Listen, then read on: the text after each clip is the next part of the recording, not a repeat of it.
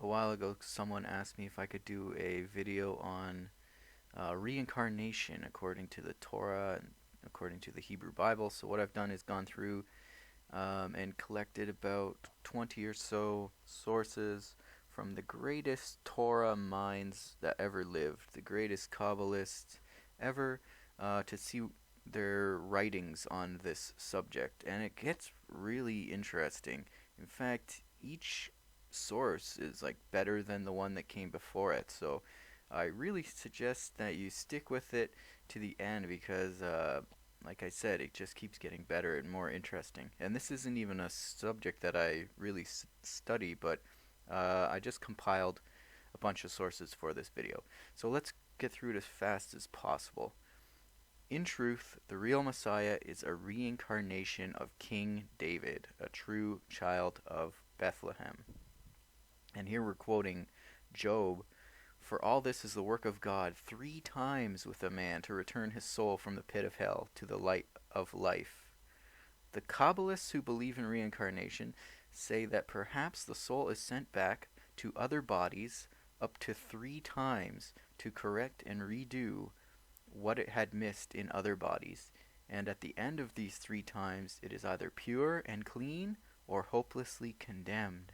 And in this way they interpret the verses. So now we're doing this comparison between Moses and Noah, and I've done other videos that explain that that Moses was a reincarnation of Noah. So Noah was reincarnated in the body of Moses, and there are many, many similarities between the two.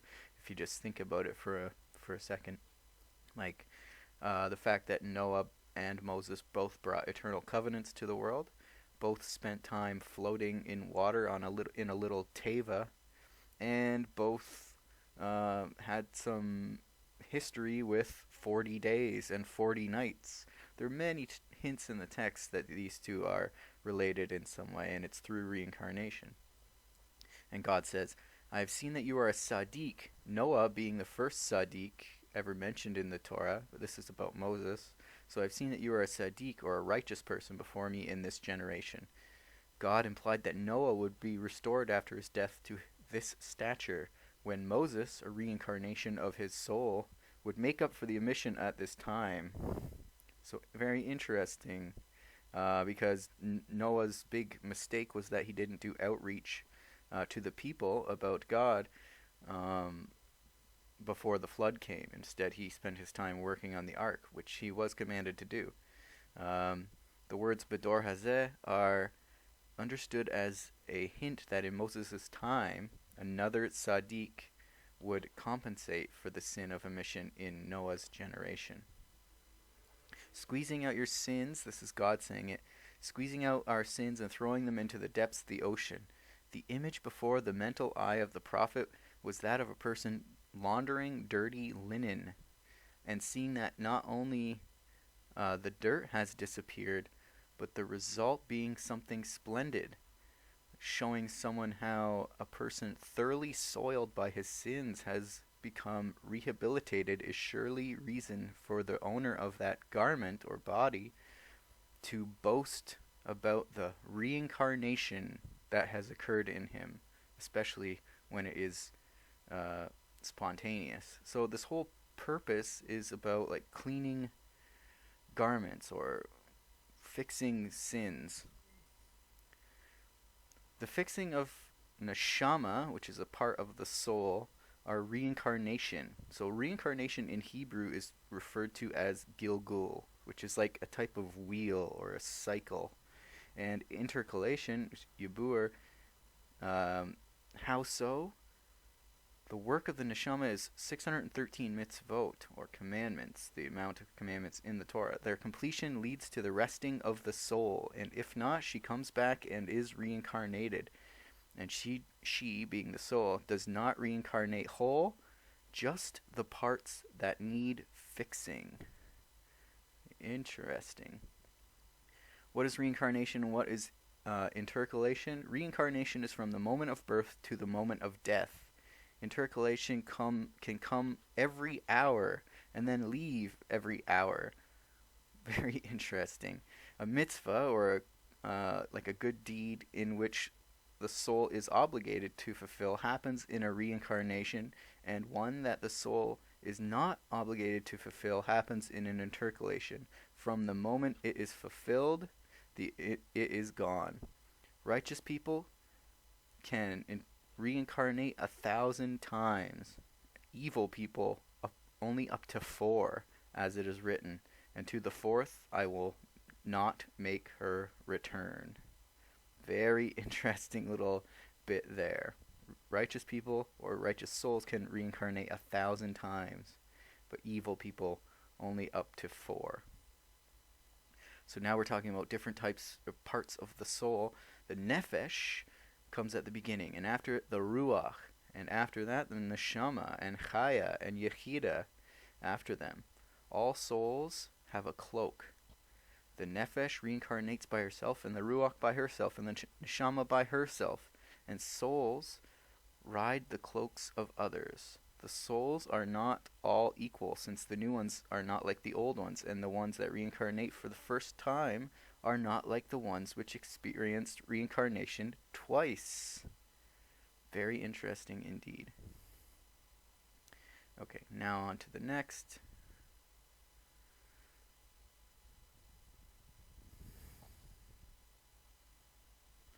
You may also view Abraham's life and death as fulfillment of the warning, you will die twice. Avraham, or Abraham, is viewed by some of our sages as the reincarnation of Adam, who gave him 70 years of his life. So you'll remember that Adam lived 930 years, if I remember correctly. I guess he was supposed to live for 1,000 years, but he gave 70 years of his life.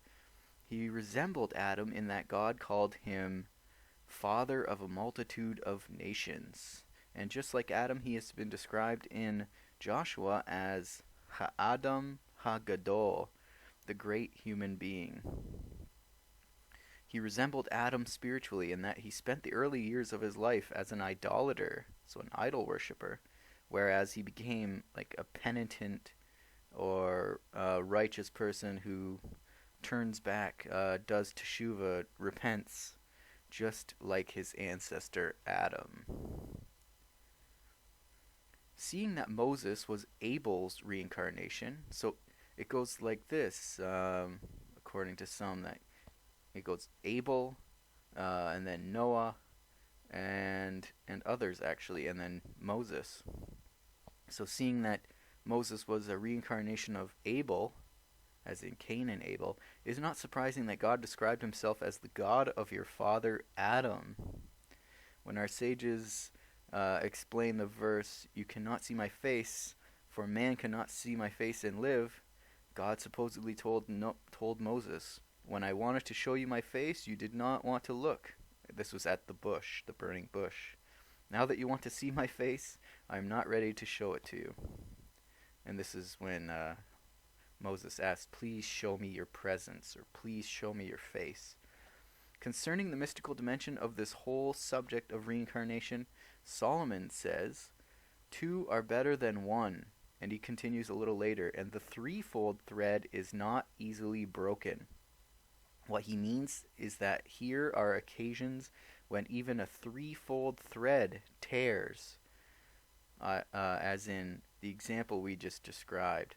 However, there's this is a rare occurrence, and that is why Solomon mentions it as a remote possibility. So it's talking about coming down in being reincarnated 3 times. Afflictions to a man from the reincarnation of his soul. There is yet another principle found in the direction of the matters of this world, and that is that the supreme wisdom arranged to expand salvation even more, as we have mentioned, such that one soul comes into this world at various times in various bodies. And behold, through this it may repair at a different time what it corrupted in a previous time, or perfect what it did not perfect. However, at the end of all incarnations, in the judgment in the future to come, The trial will surely be regarding the soul according to all of the incarnations that it experienced and all the states in which it existed. But meritorious speech, so right speech or proper speech, such as engaging in study while on the road, such has an even greater effect. It even brings benefit to banished souls. Some of these souls are banished to such an extent that they are reincarnated in the form of a vegetable or the fruits of the earth and the trees. When a person recites a blessing over that fruit or engages in Torah study, those souls are clothed in his meritorious words, so his words that have a lot of merit to them. And in this way, they are released from the cycle of reincarnation. So it is possible for a person to reincarnate into a lower life form if he did not take advantage of his opportunity here as a human being. So people often want to be reincarnated, but they don't realize you could go backwards. So you could be reincarnated as something lower than a human. Or you can go the other way. One morning when Rabbi Avraham left the house, he forgot to latch the doors both to the main entrance as well to the winter quarters therein. Immediately, a dog sprang forward, running from room to room until he found the chamber where Rabbi Avraham's wife still lay asleep in bed. The dog leapt up upon the bed and began biting her again and again, causing many wounds and bruises. Afterward it fled the house. The woman let out such a great cry that her voice was heard even in the house of the Ari. Then her husband, Rabbi Avraham, accompanied by other men of the community, went to the Ari to inquire about the reason for this incident. He replied that on account of our many sins, this woman had committed adultery with her neighbor, who had now died, and that this black dog was the reincarnation of his soul. She had seduced the man with words and with money to sleep with her, on account of which the dog had now come to take revenge. So like I said, you could go backwards, as this person did, because he committed adultery. Indeed, you should know that rectification of the soul can be accomplished through two different processes. In the first one, a person does not have to die and be reborn in another body to accomplish rectification. Instead, while he is still alive, a second soul, in addition to the one he already has, enters his body. This new soul joins his original one as a fetus is joined to his mother. For this reason, this is known as the gestation procedure.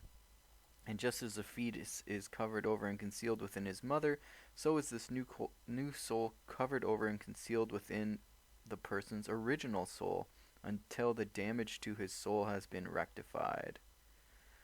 When this has been accomplished, the new soul then departs for a place of rest that is fitting to it. This form of rectification is not a severe one, but if the damage he has caused was great, it can be rectified only by the reincarnation of his soul alone in a new body, where it must remain for many days, that is, from the moment of conception until the end of his life.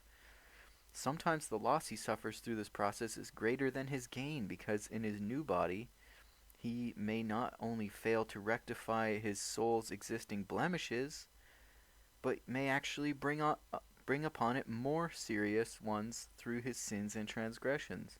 This is a great misfortune for the soul. So reincarnation may not always be a good thing. Like a person can come into a new body if he's done some horrible things and needs to be reincarnated, and then he could just do more horrible things and actually add to his issues. There is one commandment in particular that people consider of minor significance, but which carries a severe penalty. That is the one regarding the returning of lost objects to owners. If a person sees a lost item belonging to his colleague and fails to retrieve it in order to return it, he is compelled to undergo reincarnation in a newly conceived fetus, after which he must endure many years of affliction and suffering. Very interesting. The reason that the righteous people of today are rich, whereas in previous generations most of them were poor and poverty-stricken, is hinted at in the Mishnah. Whoever fulfills the Torah in poverty will ultimately fulfill it in wealth. For the Tzaddikim, or righteous people of today, are the very Tzaddikim that lived in previous times, in the mystery of reincarnation. They already fulfilled the Torah in poverty, and therefore now merit to fulfill it in wealth. We find in the Midrash that Rabbi Eliezer the Great converted converts. This is because he was a reincarnation of Moshe's son, Eleazar. About him it is said the name of the one is Eleazar, as it is brought in the Midrash. Thus it was his ability that he converted converts. Similarly, the reason that Jethro or Yitro converted was that he was Moshe's father-in-law, as it is written in Exodus 18:1. Then Yitro, the father-in-law of Moses, heard. The fact that he was Moshe's father-in-law is what caused him to hear and to convert.